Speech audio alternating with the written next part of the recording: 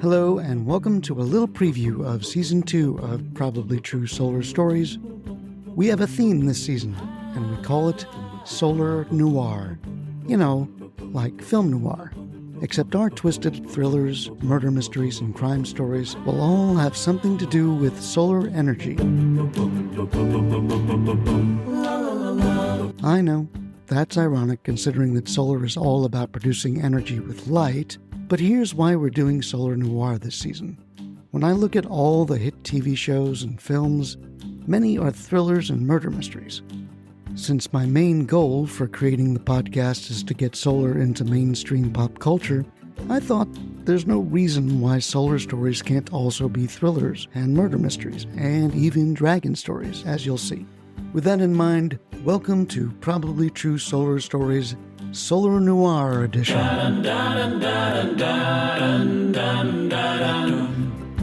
That doesn't mean that Season 2's episodes won't have humor.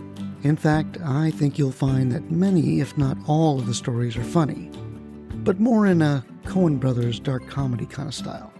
So what stories are coming up? Here's the rundown. First, we're going to continue our ongoing storyline, The Solar Heist, or How I Got Into the Solar Business. If you're listening to Probably True Solar Stories for the first time, check out the last episode of Season 1. I've combined all 3 Solar Heist episodes into a continuous 53-minute version. Then you'll be caught up and ready for the first 2 episodes of Season 2. Warning, there are some vague spoilers ahead, so stop listening if you want to have a clean imagination for the Solar Heist and the other stories. If you don't mind knowing a little bit, here's the lineup for the Solar Heist and 6 other original solar stories in Season 2.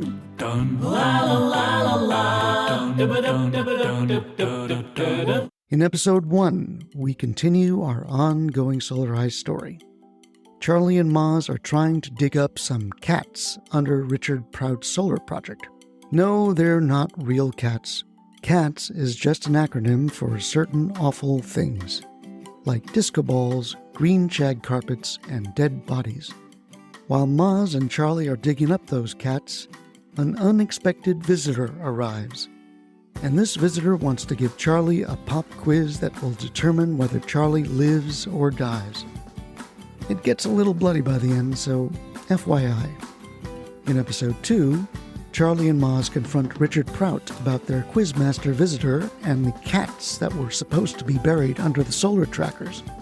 Richard confesses, but then tries to escape in a very creative way that puts Charlie and Maz in conflict with each other. Next up are the 6 original one-off solar stories that don't have anything to do with the Solar Heist. The title for Episode 3 is The Naked Solar Lady. But don't hide the kids. This is a story that isn't as racy as you might think. It's actually a comedy that looks back at the life of a recent deceased solar advocate. Attending her funeral, we learn the real story about how she became the Naked Solar Lady and created a viral solar social media sensation. I wouldn't call this episode Solar Noir, but someone does die and there is a misdemeanor crime. Episode 4 is titled The Cavemen, the Devil's Tools, and the Grid. We're back to pure Solar Noir here. 2 teenagers witness a terrorist trying to cause a blackout by shooting up a grid substation. When the terrorist realizes he's been seen, the teens run and defend themselves using some very modern and very real clean energy tools. If you're a smart home and EV user, this episode is for you. In Episode 5, grab a glass of Zinfandel when you listen to Bob, the dog, and the solar vineyard. There isn't really a crime in this story, but there is a death and a rebirth. A failing vineyard owner decides to adopt a stray dog after installing solar on part of his family's vineyard. A single magical vine survives after clearing the land. Soon, strange and wonderful things start to happen to the stray dog, the vineyard owner, and to the wine that is now made with solar. This one is pretty fun, but it is magical.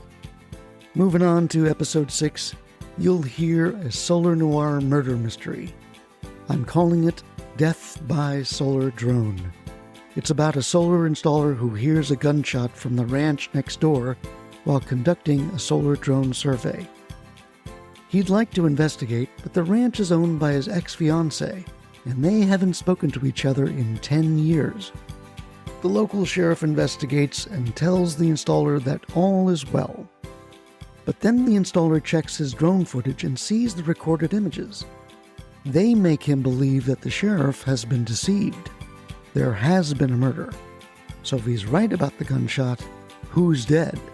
And where's the body? Dun, la, la, la, la, dun, dun, dun. Episode 7 is another comedic crime story called Saving Rufus. It's about a very special dog that gets stolen from the truck of a solar installer. Told from the dog's perspective, the installer tracks down the dog napper and brings the police. But the arrest doesn't go as planned. Episodes 8 and 9 are a two-parter. It's called The Red Knight and the Dawn of the Solar Dragon. Once upon a time, in a kingdom similar to our modern world, dragons provided the thermal heat for steam-powered electrical turbines. But there's a problem with these dragons. They can be emotional, expensive, and strict adherence to the union coffee breaks. To get full control of the grid, the king orders the Red Knight to replace the dragons with fossil fuels.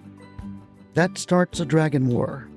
But thanks to a very kind energy wizard, the surviving energy dragons defend themselves with help from solar power. So this one is dark, but it's also pretty funny. Finally, for our last episode of Season 2, we return to Part 6 of The Solar Heist, or How I Got Into the Solar Business. Thanks to some new revelations from Richard Prout, there's been a breakdown of trust between Maz and Charlie. Maz wants to know the whole truth about Charlie and what he's trying to accomplish with his solar project. But just before Charlie explains everything to Maz, he gets a call about a threat to Pauline, Maz's wife. La la la la la, oh, oh, la la la la la. So that's our Solar Noir lineup for Season 2. I think they're all entertaining, and in one way or another, we'll show how solar can be part of mainstream popular fiction. I really do think narrative storytelling is going to be critical for helping people to understand our new energy evolution. We've been telling legends and stories around real and virtual fireplaces for thousands of years. It's about time that solar was part of that tradition. You can help spread that message by reviewing and sharing these solar fiction stories with other solar pros, people going solar, and with people who are interested in joining the solar industry. As always, every episode's show notes will include true solar takeaways. These are going to be notes that separate the solar facts from the solar fiction. That's it for now. Follow me on Twitter at SolarFred or Prob2Solar for the latest news and updates. We're also on Facebook and LinkedIn. Subscribe to our newsletter on probablytruesolar.com to get the latest info about episodes, storytelling trainings, and upcoming live solar storytelling events. Probably True Solar Stories is a production of Unthink Solar PR and Communications. Be bold for solar, stand out, and educate. That's it. Season 2 is coming up in June. See you then.